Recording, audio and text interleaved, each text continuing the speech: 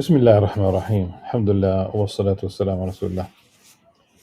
So we start today with upholding the rights of Muslims and good companionship from the 40 principles, fundamentals of the religion. الأربعين في أصول الدين by Imam Al-Ghazali rahimahullah. ونفعنا بعلوم في الدارين. آمين.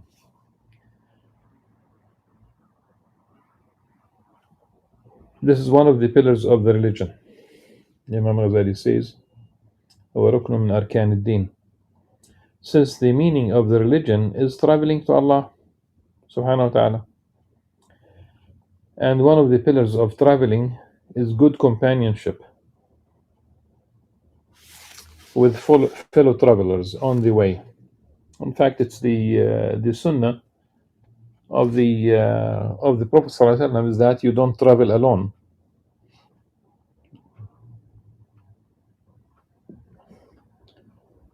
All creatures are travelers, and life passes along with them as the boat passes along with its passengers.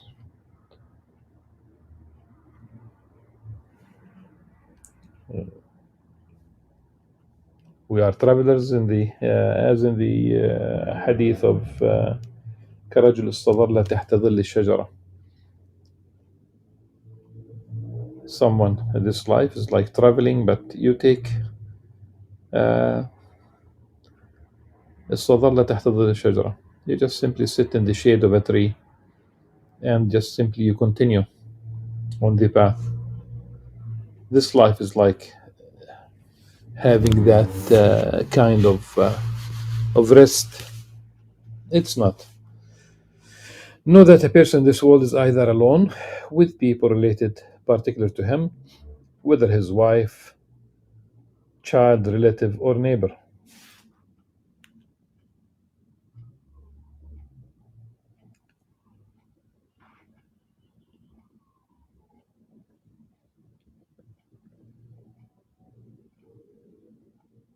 Or with the creation in general.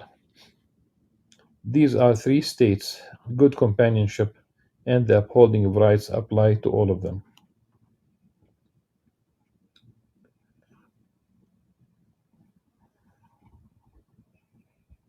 The first state is for a person to be alone. He should know that in himself he is a world, alam, and that his inner is comprised of various forms of creation whose nature and character differ.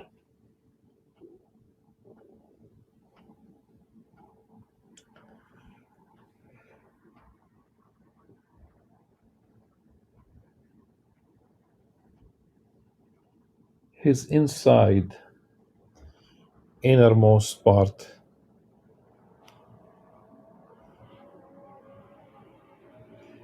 if he does not accompany them well, he has not upheld their rights and will be destroyed. The various types of inner forces are many. وَمَا يَعْلَمُ جُنُودَ رَبِّكَ إِلَّا هُوَ. No one knows the forces of your Lord except him.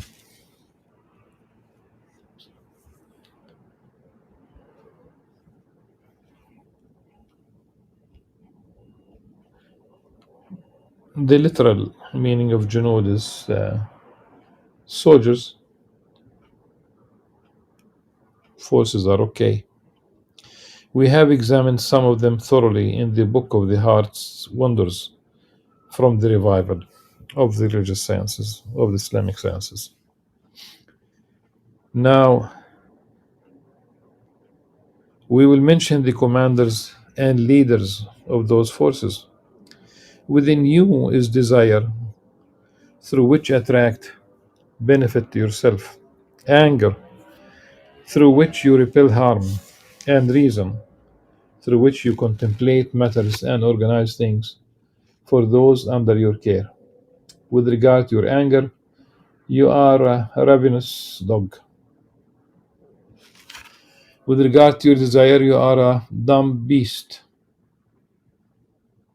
like a horse, for example.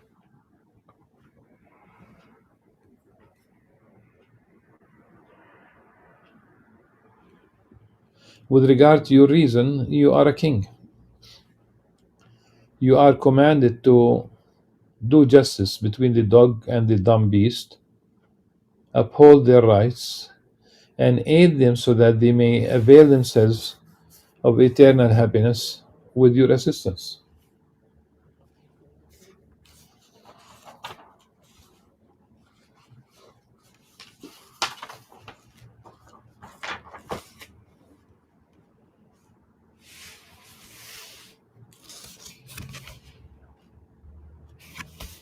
Um,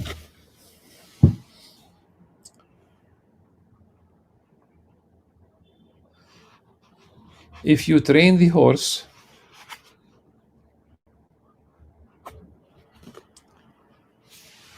if you train the horse, tame the dog, and subject them to your dominion, then it will be easy for you to grab hold of what you seek. Your dominion, وَسَخَّرْتَهُمَا. If you read it للملك, it's dominion. But it should be read وَسَخَّرْتَهُمَا للملك, because he already named three, like metaphors, if you will. One of them is the king. So you cannot basically say it's dominion. That's a mistaken uh, translation.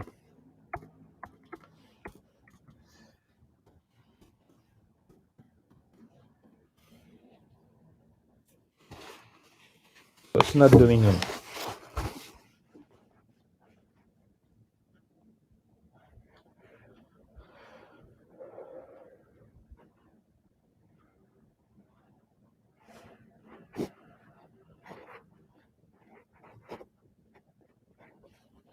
On the other hand, you subject reason to extracting loopholes in order to attain what the dog in its anger and the horse and its desire and greed dictate, then you have come close to perdition, far from attaining the object that you seek.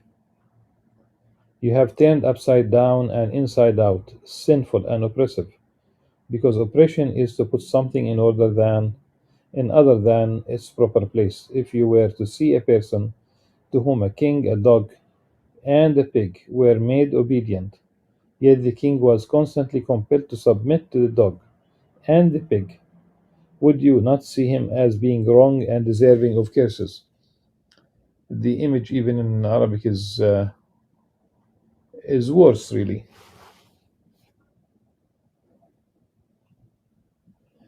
Yesjud, yesjud, okay, rather than submitting to the dog and the pig, yesjud.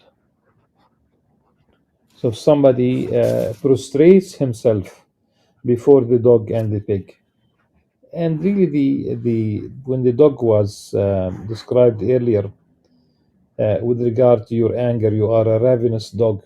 You are a dog that uh,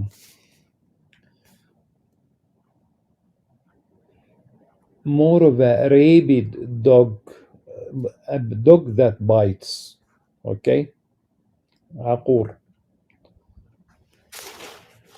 Because ravenous is really about uh, a state of hunger, really. But here is the anger.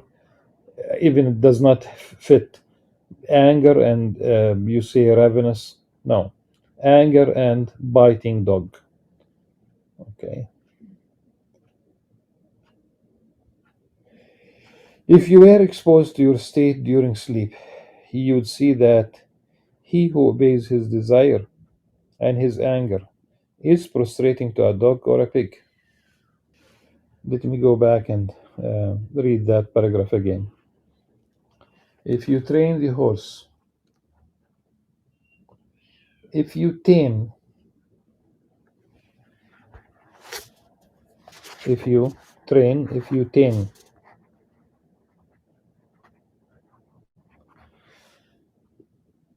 and you tame the dog, and subject them to the king rather than dominion. Then it will be easy for you to grab hold of what you seek.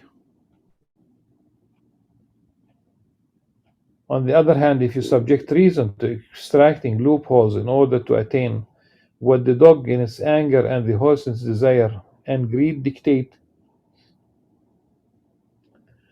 then you have come close to perdition, أو فيت على العطب, far from attaining the subject or the object that you seek. You have turned upside down and inside out, sinful and oppressive.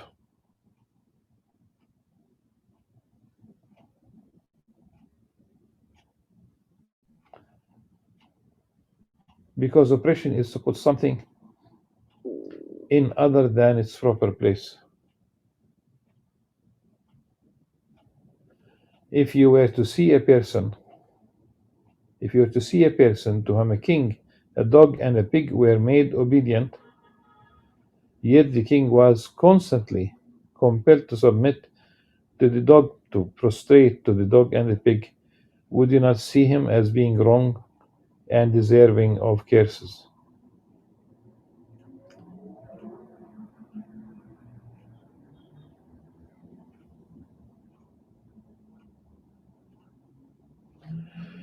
If you were exposed to your state during sleep, you would see that he who obeys his desire and his anger is prostrating to a dog or a pig.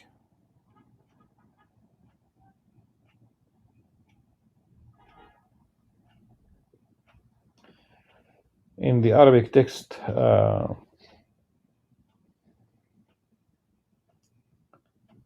there's a phrase that is not represented in the English text. If you were exposed, if it has been uh,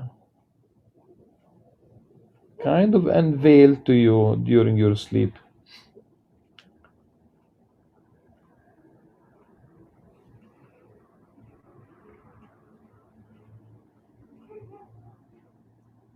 and the following phrase is missing, أو عند فنائك عن نفسك,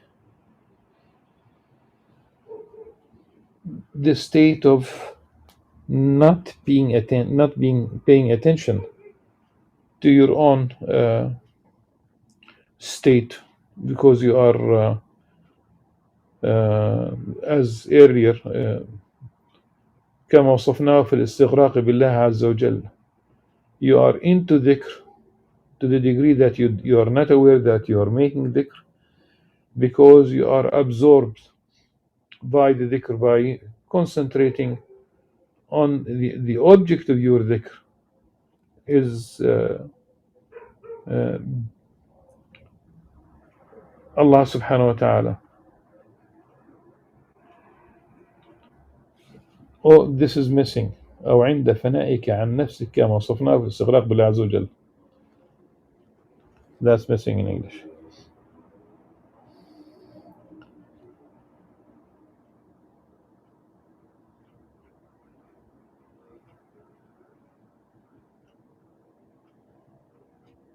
A dog is not a dog because of its form, rather because of its meaning.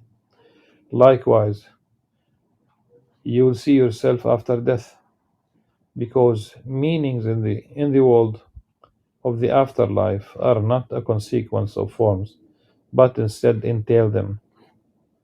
Each thing takes the form of an image.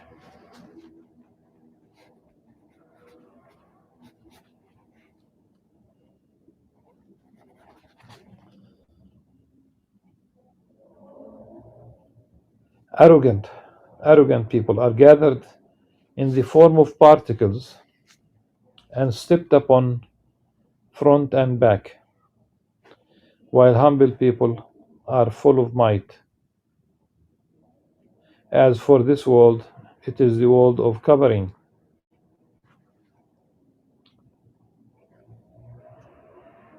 Okay.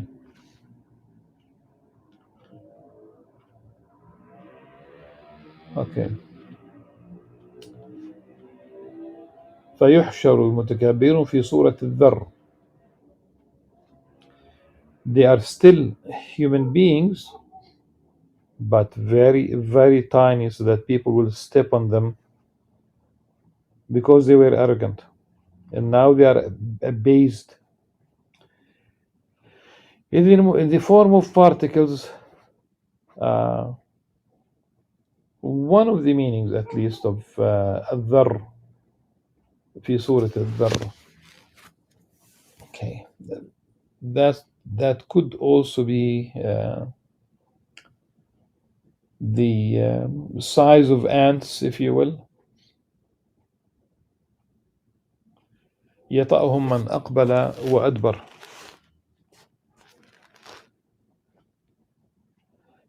يطأهم من أقبل وأدبر, stepped upon front and back. Front and back.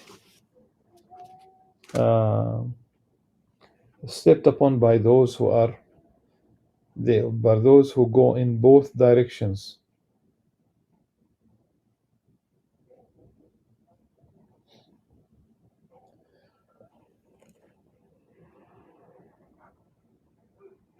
While humble people are full of might. Full of might, أعزاء, they are dignified, they are honored, they are so it's the opposite, aziz. As for this world, it is the world of covering, talbis, covering. The meaning of pig and dog might be put in the form of a human, so do not be fooled by it. For indeed, this will be exposed on the day when inner secrets will be brought forth. You must accompany your three companions well. Break the evil of your desires with the whip of anger. Break the extremes of anger with the tricks of desire, and use one to subjugate the other. That is extremely useful in seeing them both straight until they comply with reason and revealed law. Reason uses them wherever it benefits from them, just as the hunter uses the horse and the dog whenever he needs them and allows them to rest whenever he is free of need. To fully explain this training and the nature of this companionship would take so long, or would take too long. We have mentioned it in the book of Training the Self from the Revival. The second state is keeping good company with the generality of creation. The least level of good companionship is to leave off offending or harming them. The Prophet ﷺ said, "The Muslim is he from whom the Muslims are safe from his tongue and his hand." And that's basically the harm. And the harm that comes from the tongue sometimes is worse than the hand. Like the psychological harm sometimes is worse than the physical harm. Beyond this, المسلم من سلم المسلمون من لسانه ويده. Beyond this is that you benefit them and do them good. The Prophet ﷺ said, "All creatures are Allah's children. The most beloved of you to Allah is the most beneficial to his children." The previous hadith was narrated by Bukhari Muslim. This hadith, Imam Bukhari himself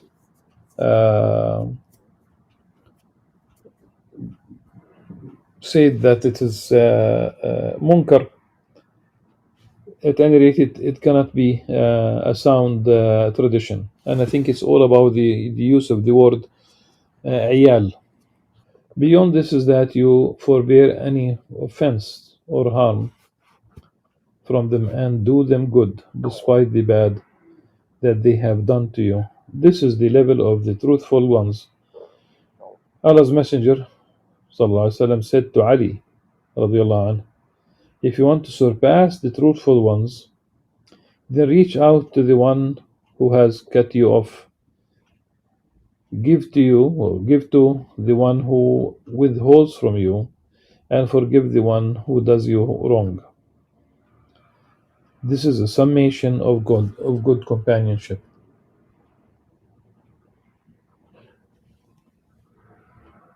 The details of the rights to be upheld are many.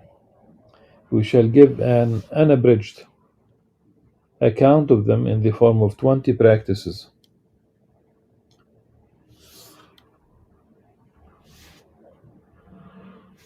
Among them is that you only love for people what you love for yourself. The golden rule, as we uh, sometimes call it.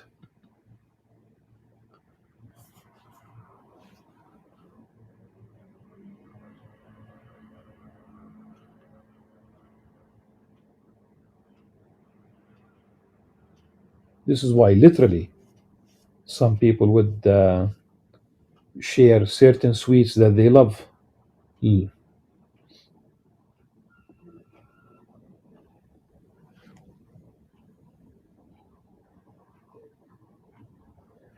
Among them is that you only love for people what you love for yourself. The Prophet ﷺ said, whoever is delighted by the thought of being far removed from hell, then his wish will come true if he testifies that there is no God but Allah, and that Muhammad is Allah's messenger, and gives to people whatever he loves to be given to him. Also, among them is that a person be humble with everyone and not boast to anyone, for truly Allah subhanahu wa ta'ala does not like any conceited, boastful person. If another were to act arrogantly with him, he should forbear it. Allah subhanahu wa ta'ala said, خُذِ الْعَفْوَ وَأْمُرْ بِالْعُرْفِ وَأَعْرِضْ عَنِ الْجَاهِلِينَ. Take the high ground of forgiveness, enjoin the good, and turn away from the ignorant.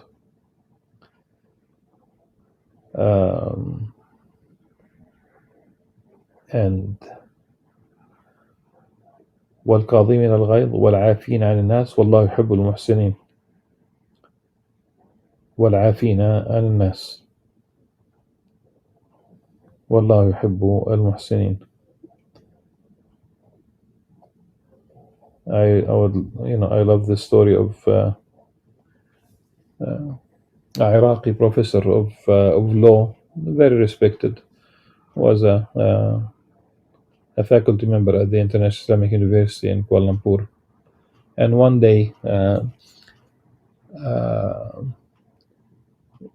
someone, a Malay, riding a double-stroke motorcycle. Double-stroke motorcycles are pretty much, they have pedals.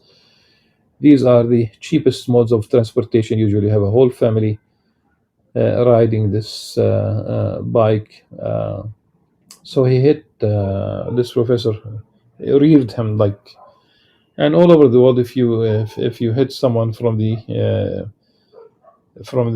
back, if you rear someone, it's your responsibility. So the first thing is that والكاظمين الغيظ, he suppressed his anger. Number two, والعافين عن الناس, he forgave him, so he did not ask for insurance, or he did not ask that he would fix anything for the professor. والله يحب المحسنين. The professor found that the bike, the motorcycle, double-stroke motorcycle, was damaged, so he gave him money to fix his bike. This is really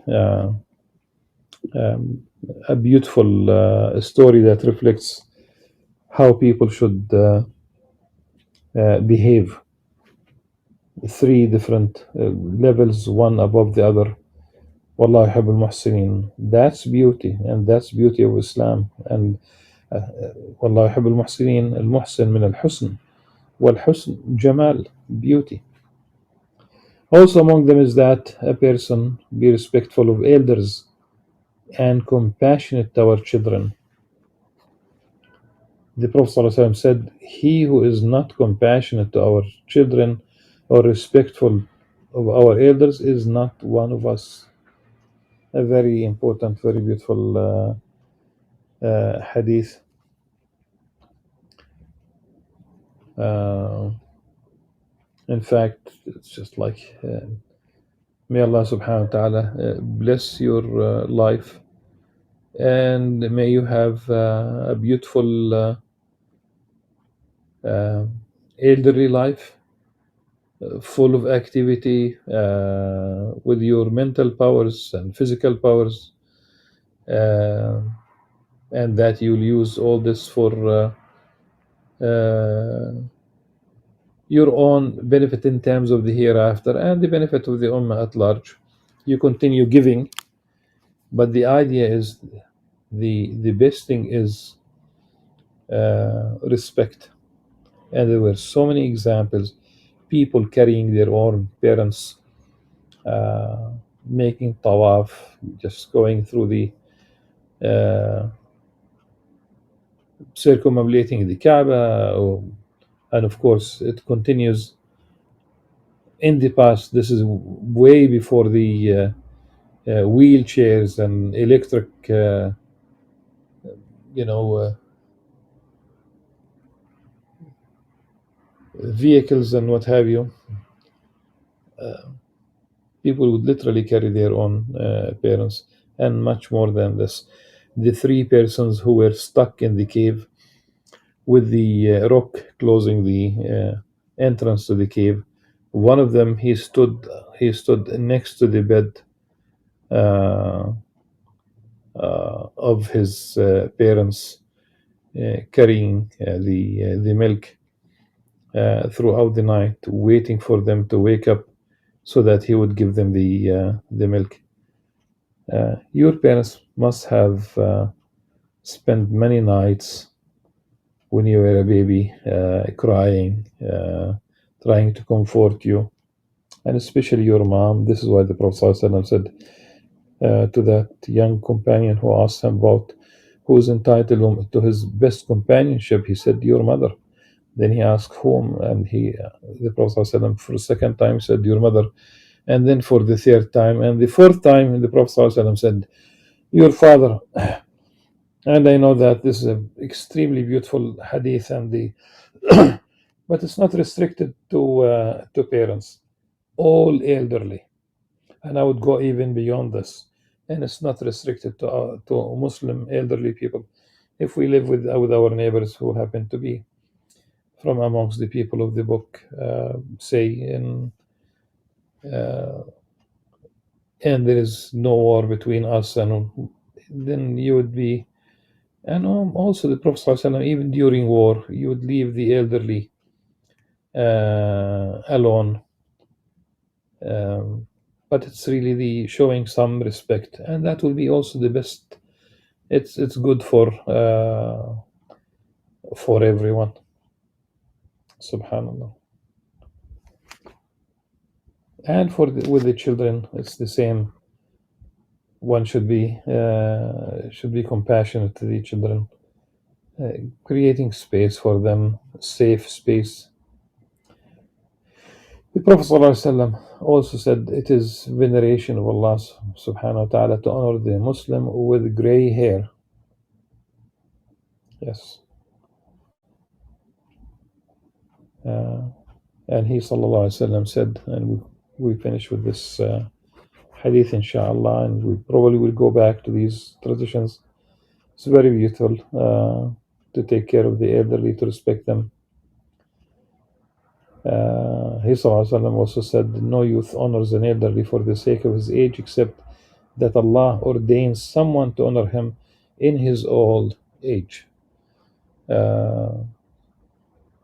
So it basically comes back to you. What you do in your youth will, inshallah, benefit you in your old age from this perspective. And some people complain to me, someone who retired from a company in Jerusalem told me once that he is not respected because of his age. It's the other way around, and this is sad. The elderly should feel that they are needed. You consult them, you ask them about their experience. They need to talk to someone.